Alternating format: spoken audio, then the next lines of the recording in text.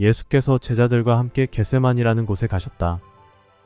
거기에서 제자들에게 내가 저기 가서 기도하는 동안 너희는 여기 앉아 있어라. 하시고 베드로와 제베데오의 두 아들만을 따로 데리고 가셨다. 예수께서 근심과 번민에 쌓여 그들에게 지금 내 마음이 괴로워 죽을 지경이니 너희는 여기 남아서 나와 같이 깨어 있어라. 하시고는 조금 더 나아가 땅에 엎드려 기도하셨다. 아버지, 아버지께서는 하시고자만 하시면 무엇이든 다 하실 수 있으시니 이 잔을 저에게서 거두어 주소서. 그러나 제 뜻대로 마시고 아버지의 뜻대로 하소서. 기도를 마치시고 세 제자에게 돌아와 보시니 제자들은 자고 있었다. 그래서 베드로에게 너희는 나와 함께 단 한 시간도 깨어 있을 수 없단 말이냐? 유혹에 빠지지 않도록 깨어 기도하라. 마음은 간절하나 몸이 말을 듣지 않는구나. 하시며 한탄하셨다. 예수께서 다시 가셔서 아버지, 이것이 제가 마시지 않고는 치워줄 수 없는 잔이라면 아버지의 뜻대로 하소서. 하고 기도하셨다. 그리고 제자들에게 돌아오시니 그들은 여전히 자고 있었다. 그들은 너무나 지쳐서 눈을 뜨고 있을 수가 없었던 것이다.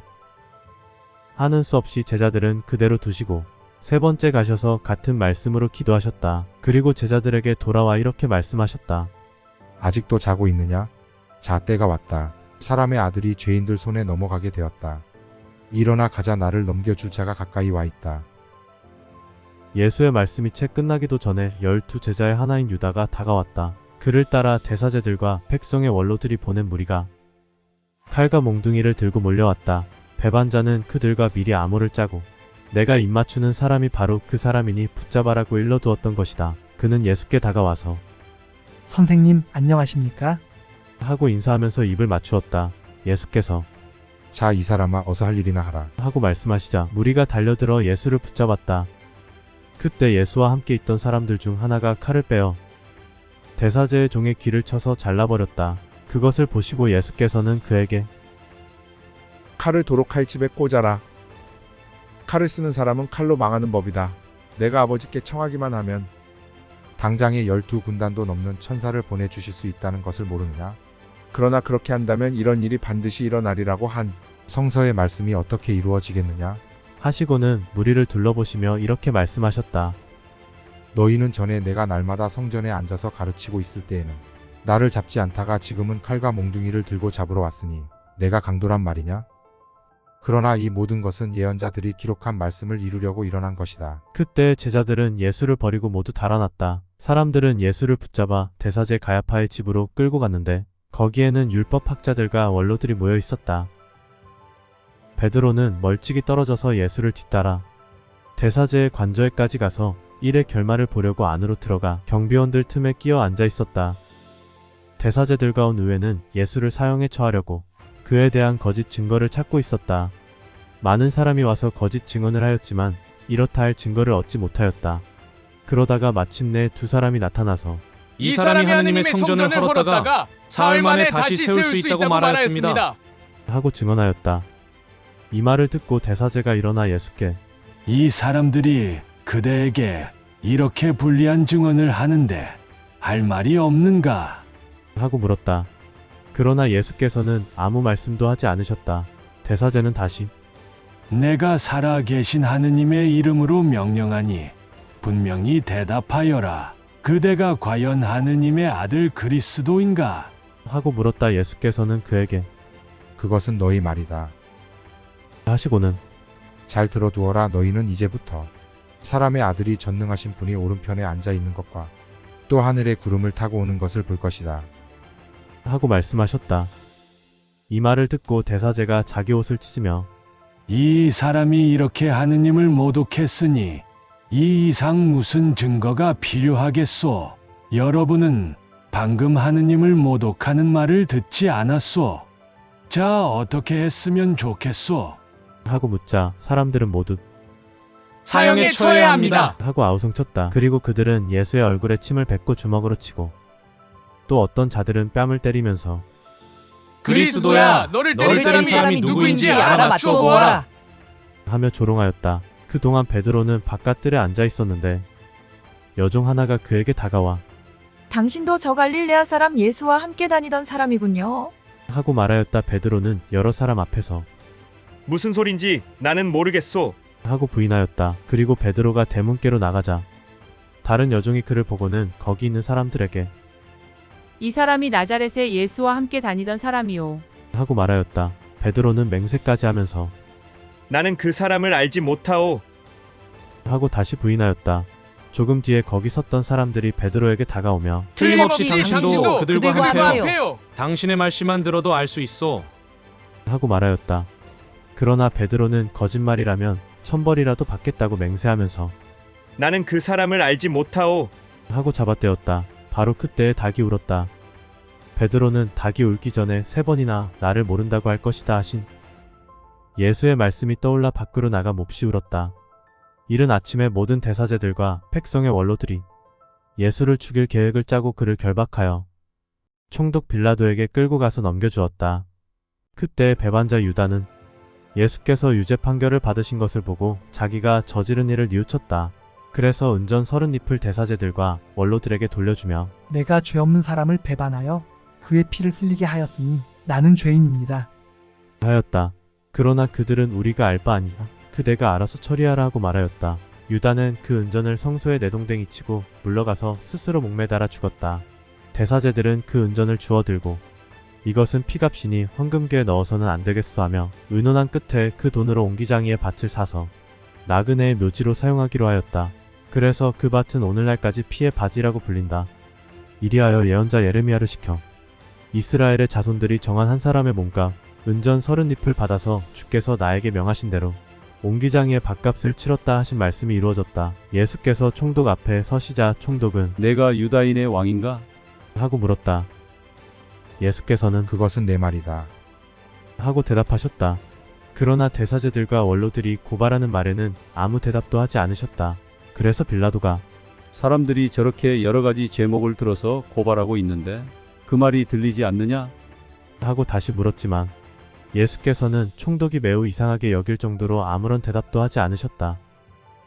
명절이 되면 총독은 군중이 요구하는 대로 죄수 하나를 놓아주는 관례가 있었다. 마침 그때 예수 바라바라는 이름난 죄수가 있었다.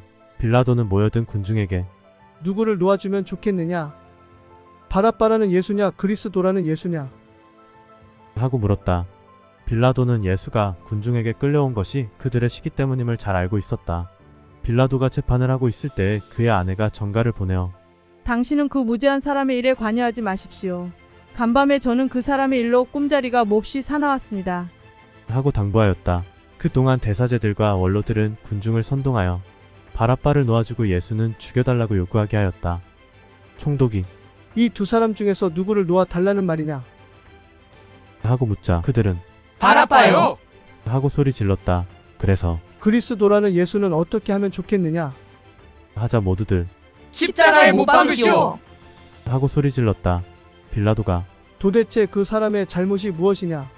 하고 물었으나 사람들은 더 악을 써가며 십자가에 못 박으시오! 하고 외쳤다. 빌라도는 그 이상 더 말해보아야 아무런 소용도 없다는 것을 알았을 뿐만 아니라 오히려 폭동이 일어나려는 기세가 보였으므로 물을 가져다가 군중 앞에서 손을 씻으며 너희가 맡아서 처리하여라. 나는 이 사람의 피에 대해서는 책임이 없다 하고 말하였다. 군중은 그 사람의 피에 대한 책임은 우리와 우리 자손들이 지겠습니다. 하고 소리쳤다. 그래서 빌라도는 바라바를 놓아주고 예수는 채찍질하게 한 다음 십자가형에 처하라고 내어주었다. 총독의 병사들이 예수를 총독 관저로 끌고 들어가서 전 부대원을 불러 모아 예수를 에워쌌다. 그리고 예수의 옷을 벗기고 대신 주홍색 옷을 입힌 뒤 가시로 안간을 엮어 머리에 씌우고 오른손에 갈대를 들린 다음 그 앞에 무릎을 꿇고 유다인의 왕 만세 하고 떠들며 조롱하였다. 그리고 그에게 침을 뱉으며 갈대를 빼앗아 머리를 때렸다. 이렇게 희롱하고 나서 그 겉옷을 벗기고 예수의 옷을 도로 입혀 십자가에 못 박으려 끌고 나갔다. 그들이 나가다가 시몬이라는 키레네 사람을 만나자 그를 붙들어 억지로 예수의 십자가를 지고 가게 하였다. 그리고 골고타 곧 해골산이라는 데에 이르렀을 때 그들은 예수께 쓸개를 탄 포도주를 마시라고 주었으나 예수께서는 맛만 보시고 마시려 하지 않으셨다. 그들은 예수를 십자가에 못 박고 나서 주사위를 던져 예수의 옷을 나누어 갖고 거기 앉아 예수를 지키고 있었다. 그리고 예수의 머리 위에 제목을 적어 붙였는데 거기에는 유다인의 왕 예수라고 적혀 있었다. 그때 강도 두 사람도 예수와 함께 십자가형을 받았는데 그 하나는 예수의 오른편에 다른 하나는 왼편에 달렸다. 지나가던 사람들이 머리를 흔들며 성전을 헐고 사흘이면 다시 짓는다던 자야, 내 목숨이나 건져라. 내가 정말 하느님의 아들이거든. 어서 십자가에서 내려와 보아라. 하며 모욕하였다. 같은 모양으로 대사제들과 율법학자들과 원로들도 남은 살리면서 자기는 못 살리는구나. 저 사람이 이스라엘의 왕이래. 십자가에서 한번 내려와 보시지. 그러면 우리가 믿고 말고 저 사람이 하느님을 믿고 또 제가 하느님의 아들임내 했으니 하느님이 원하시면 어디 살려보시라지 하며 조롱하였다. 예수와 함께 십자가에 달린 강도들도 예수를 모욕하였다. 낮 12시부터 온 땅이 어둠에 덮여 오후 3시까지 계속되었다. 3시쯤 되어 예수께서 큰 소리로 엘리 엘리 레마 사박타니 하고 부르짖으셨다. 이 말씀은 나의 하느님, 나의 하느님, 어찌하여 나를 버리셨나이까? 라는 뜻이다. 거기에 서 있던 몇 사람이 이 말을 듣고 저 사람이 엘리야를 부르고 있다고 말하였다. 그리고 그 중에 한 사람은 곧 달려가 해면을 신 포도주에 적시어 갈대 끝에 꽂아 예수께 목을 축이라고 주었다. 그러나 다른 사람들은 그만두시오, 엘리야가 와서 그를 구해주나 봅시다 하고 말하였다. 예수께서 다시 한번 큰 소리를 지르시고 숨을 거두셨다. 바로 그때 성전 휘장이 위에서 아래까지 두 폭으로 찢어지고 땅이 흔들리며 바위가 갈라지고 무덤이 열리면서 잠들었던 많은 옛 성인들이 다시 살아났다. 그들은 무덤에서 나와 예수께서 부활하신 뒤에 거룩한 도시에 들어가서 많은 사람에게 나타났다. 백인 대장과 또 그와 함께 예수를 지키고 있던 사람들이 지진을 비롯하여 여러 가지 일들이 일어나는 것을 보고 이 사람이야말로 정말 하느님의 아들이었구나 하며 몹시 두려워하였다. 또 거기에는 멀리서 이 광경을 바라보고 있던 여자들도 많았는데 그들은 갈릴레아에서부터 예수께 시중들며 따라온 여자들이었다. 그 중에는 막달라 여자 마리아가 있었고 야고보와 요셉의 어머니 마리아와 제베데오의 아들들의 어머니도 있었다. 날이 저물었을 때 아리마테아 사람인 부자 요셉이라는 사람이 왔는데 그도 역시 예수의 제자였다. 이 사람이 빌라도에게 가서 예수의 시체를 내어달라고 청하자 빌라도는 쾌히 승낙하여 내어주라고 명령했다. 그래서 요셉은 예수의 시체를 가져다가 깨끗한 고운 배로 싸서 바위를 파서 만든 자기의 새 무덤에 모신 다음 큰 돌을 굴려 무덤 입구를 막아놓고 갔다. 그때 무덤 맞은편에는 막달라 여자 마리아와 다른 마리아가 앉아 있었다. 그날은 명절을 준비하는 날이었다. 그 다음날 대사제들과 바리사이파 사람들은 빌라도에게 몰려와서 이렇게 말하였다. 각하 그 거짓말쟁이가 살아있을 때 사흘 만에 자기는 다시 살아난다고 말한 것을 저희가 기억하고 있습니다. 그러니 사흘이 되는 날까지는 그 무덤을 단단히 지키라고 명령하십시오. 혹시 그의 제자들이 와서 시체를 훔쳐다 감춰놓고 백성들에게는 그가 죽었다가 다시 살아났다고 떠들지도 모릅니다. 이렇게 되면 이번 속임수는 처음 것보다 더 심한 혼란을 일으킬 것입니다. 빌라도는 그들에게 경비병을 내어줄 터이니 가서 너희 생각대로 잘 지켜보아라 하고 말하였다. 그들은 물러가서 그 돌을 봉인하고 경비병을 세워 무덤을 단단히 지키게 하였다. 안식일이 지나고 그 이튿날 동틀 무렵에 막달라 여자 마리아와 다른 마리아가 무덤을 보러 갔다. 그런데 갑자기 큰 지진이 일어나면서 하늘에서 주의 천사가 내려와 그 돌을 굴려내고 그 위에 앉았다. 그 천사의 모습은 번개처럼 빛났고 옷은 눈같이 희었다. 이 광경을 본 경비병들은 겁에 질려 떨다가 까무러쳤다. 그때 천사가 여자들에게 이렇게 말하였다. 무서워하지 말라. 너희는 십자가에 달리셨던 예수를 찾고 있으나 그분이 누우셨던 곳을 와서 보아라. 그리고 빨리 제자들에게 가서 예수께서는 죽었다가 다시 살아나셨고 당신들보다 먼저 갈릴레아로 가실 터이니 거기에서 그분을 뵙게 될 것이요 하고 알려라. 나는 이 말을 전하러 왔다. 여자들은 무서우면서도 기쁨에 넘쳐서 제자들에게 이 소식을 전하려고 무덤을 떠나 급히 달려갔다. 그런데 뜻밖에도 예수께서 그 여자들을 향하여 걸어오셔서 평안하냐? 하고 말씀하셨다. 여자들은 가까이 가서 그의 두 발을 붙잡고 엎드려 절하였다. 그러자 예수께서는 그 여자들에게 두려워하지 말라. 가서 내 형제들에게 갈릴레아로 가라고 전하여라. 그들은 거기서 나를 만나게 될 것이다. 하고 말씀하셨다. 함께 해주셔서 감사합니다. 구독과 좋아요 눌러주세요. 또 만나요.